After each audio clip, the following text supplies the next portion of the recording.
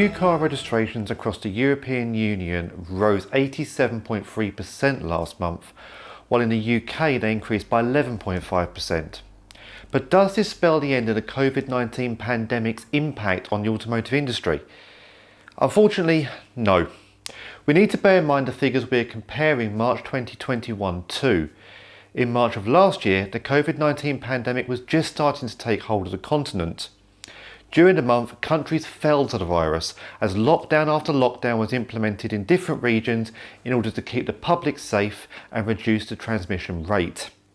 This meant dealerships across Europe closed their doors, and as car manufacturers had not quite perfected their online sales platforms, registration suffered as a result. Therefore, the next couple of months are going to see some wildly dramatic changes in comparison to last year. For example, in the UK alone, AutoVista Group is forecasting April registrations to be up by around 2,800%.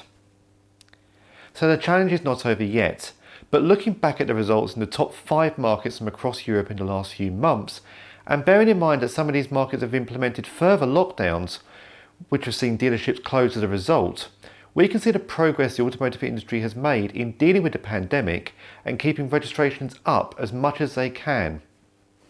In March, April and May 2020, we saw some of the worst figures on record for European vehicle registrations.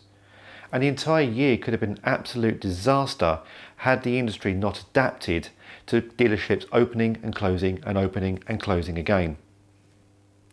So how did the big 5 markets compare against their March 2020 figures? Very well is the answer. Now take these results with a pinch of salt based on what I've just mentioned. Italy had the best year-on-year growth with registrations up 497.2%. France came next with growth of 191.7%, while Spanish new car sales improved 128%. Italy was the first country in Europe to impose COVID-19 lockdowns, and therefore its dealerships closed sooner than other markets, while its economy was affected sooner as well. France and Spain closed their showrooms 2 days later. Germany, which reopened its dealerships in March following a lockdown period that began in December last year, saw sales increase of 35.9%. The country was less affected by COVID-19 in March 2020, and so this year's growth is based on pent-up demand. Showrooms are open, albeit for appointment only. For the UK, dealerships remained closed throughout the month of March.